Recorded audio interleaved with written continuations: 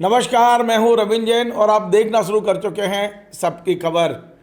आज टीकमगढ़ की सड़कों पर मध्य प्रदेश की पूर्व मुख्यमंत्री उमा भारती पोहे जलेबी बेचते नजर आई। बाकायदा एक ठेले पर पोहा जलेबी रखे हुए हैं और लोगों को अपने हाथ से वो खिला रही हैं। पहले वीडियो देखिए, फिर पूरी खबर बताता हूँ।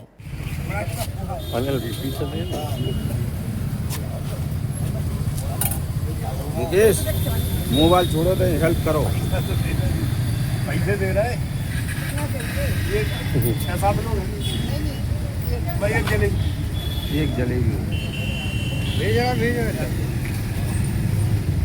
आओ कौन भेज रहा। मैंने आपको वीडियो दिखाए, ये उमा भारती हैं। आजकल अस्वस्थ हैं, बहुत कम लोगों से मिल पा रही हैं, लेकिन वे टीकमगढ़ में अपने पुश्तैनी घर, जो उनका पुराना घर है, वो घर के सामने एक ठेले पर अचानक नजर आई। दरअसल टीकमगढ़ में जो नगर पालिका है वो पूरे टीकमगढ़ शहर से, मुख्य बाजार से, जो दोनों तरफ फुटपाथ है उस पर जिन लोगों ने कब्जे कर लिए हैं, ठेले वालों ने, खोमचे वालों ने, व्यवसायियों ने, उसे हटाने की एक मुहिम चला रहे हैं। कह सकते हैं कि टीकमगढ़ शहर में इस समय इंक्रोचमेंट के खिलाफ मुहिम चल रही है।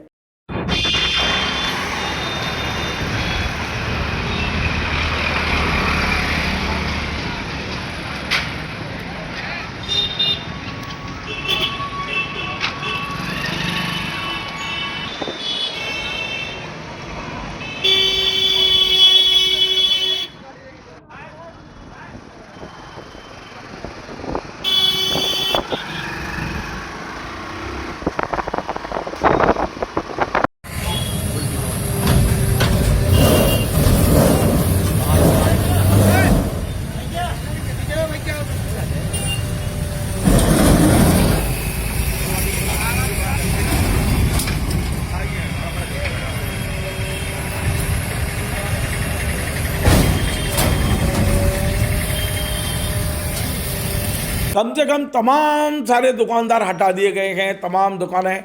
अब मैं आपको एक बुलडोजर बताता हूँ। ये टीकमगढ़ नगर पालिका का बुलडोजर है जो इस समय पूरे टीकमगढ़ शहर में इंक्रोचमेंट हटाने का काम कर रहा है। ये जो आप पूरा विजुअल देख रहे हैं, एक एक ठेले हटाए जा रहे हैं, फुटपाथ खाली कराए जा रहे हैं, और ये तमाम सारे दुकानदार रोते हुए उमा जी के पास पहुँच गए और उन्होंने कहा कि हमारे परिवारों का क्या होगा। तो उमा जी तो हमारी उमा जी हैं। वे शराब के दुकान पर पत्थर फेंक सकती हैं, गोबर फेंक सकती हैं, तो क्या एक छोटी सी नगर पालिका के खिलाफ मोर्चा नहीं खोल सकती?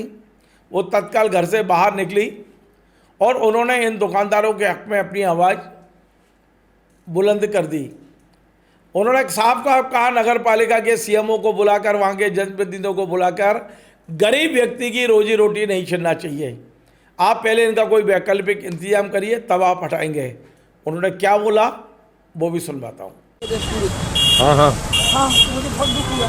तो मैं वापस आई और वहाँ से शुरू किया कि अब नहीं हटाना दुकानें, एक नहीं होती, क्योंकि जो गए हैं वो भी वापस लौट गए।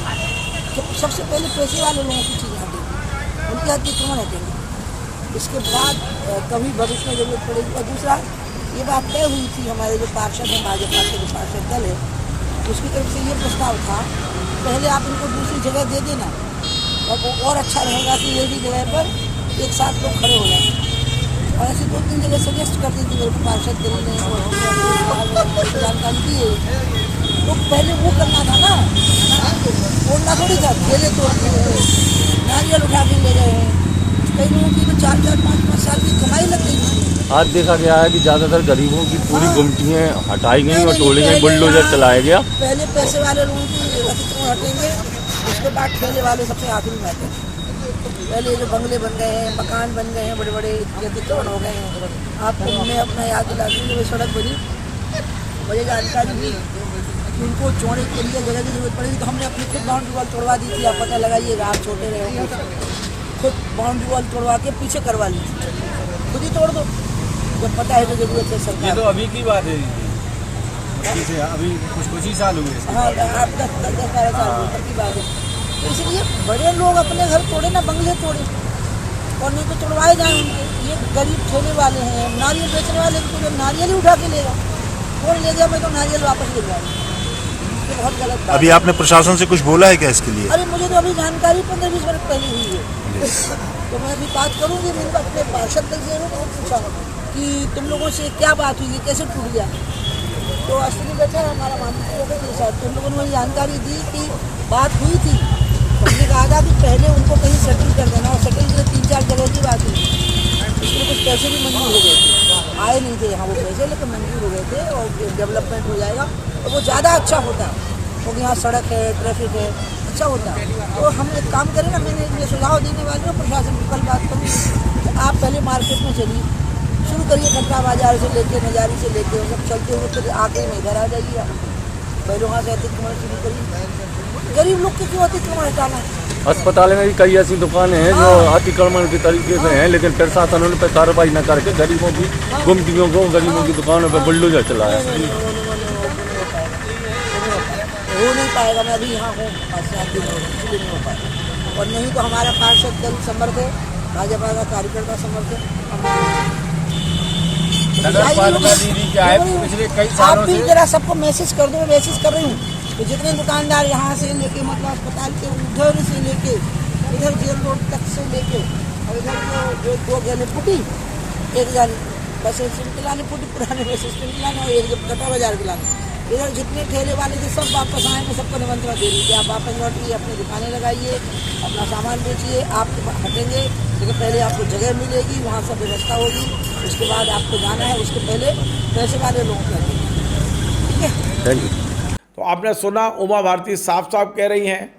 अब उमा भारती कभी ये विचार नहीं करती यदि कोई उनके घर आ जाए कि इससे बीजेपी और कांग्रेस का क्या फ़ायदा नुकसान होगा, वे आम आदमी के साथ खड़ी हो जाती हैं, और ये उनकी विशिष्ट पहचान भी है। उमा भारती आम आदमी के साथ खड़ी होती है, और यही इसलिए वे मध्य प्रदेश की इतनी बड़ी नेता है। देखिए, टीकमगढ़ की जनता जब अपने आप को असहाय समझ रहे थे लोग, तब उमा भारती का संबल उन्हें मिल गया है। तो जब उमा भारती सड़क पर उतर गई हैं, तो कांग्रेस को भी बैठे बैठाए मुद्दा मिल गया है। कांग्रेस के प्रवक्ता अविनाश बरोलिया ने कहा है कि उमा भारती ने टीकमगढ़ में अपने सरकार के खिलाफ मोर्चा खोल दिया है। देखिए, भारतीय जनता पार्टी की मध्य प्रदेश में सरकार एक जन विरोधी सरकार है, ये बात लगातार हम कहते हैं, कांग्रेस के सभी लोग कहते हैं, आम जनता कहती है। टीकमगढ़ की घटना पर जिस तरीके से मध्य प्रदेश की पूर्व मुख्यमंत्री उमा भारती जी ने सवाल खड़े किए हैं, भाजपा की वरिष्ठ नेता है वो, उन्होंने ही अपनी सरकार को कटघरे में खड़ा किया है कि ये जो मध्य प्रदेश की सरकार है ये जन विरोधी सरकार है। ये बताता है कि मध्य प्रदेश में सब कुछ ठीक नहीं है। लगातार जनता के साथ जिस तरीके से दुर्व्यवहार ये सरकार कर रही है, इसका जीता जागता सबूत अब इनके खुद के नेता पूर्व मुख्यमंत्री उमा भारती कर रही हैं। अब कांग्रेस कुछ भी कहे, इतना तय है कि उमा भारती ने कोई कांग्रेस, बीजेपी या सरकार के खिलाफ मोर्चा नहीं खोला है। उन्होंने एक आम आदमी की आवाज़ को बुलंद करने की कोशिश की है। गरीब लोग हैं, खोमचे वाले हैं, उनकी जिस तरह से दुकानों को हटाया जा रहा था, वो लोग रो रहे थे, चीख रहे थे। ऐसे में उमा जी का टीकमगढ़ में होना और आम आदमी के लिए घर से बाहर निकलना स्वाभाविक है। नमस्कार। Join the next be the best, Bundelkhand का सबसे विशाल और आधुनिक विश्वविद्यालय ज्ञानवीर यूनिवर्सिटी। ये सिर्फ एक यूनिवर्सिटी नहीं, ये है आपके सपनों का लॉन्च पैड। यहाँ मिले आपको smart classrooms, modern campus, updated labs और एक्सपीरियंस्ड फैकल्टी। हर स्टूडेंट को मिलता है कॉन्फिडेंस, ग्रोथ और एक ब्राइट करियर का प्रॉमिस। नए सेशन के लिए एडमिशन ओपन है, तो इंतजार कैसा? आज ही कांटेक्ट कीजिए।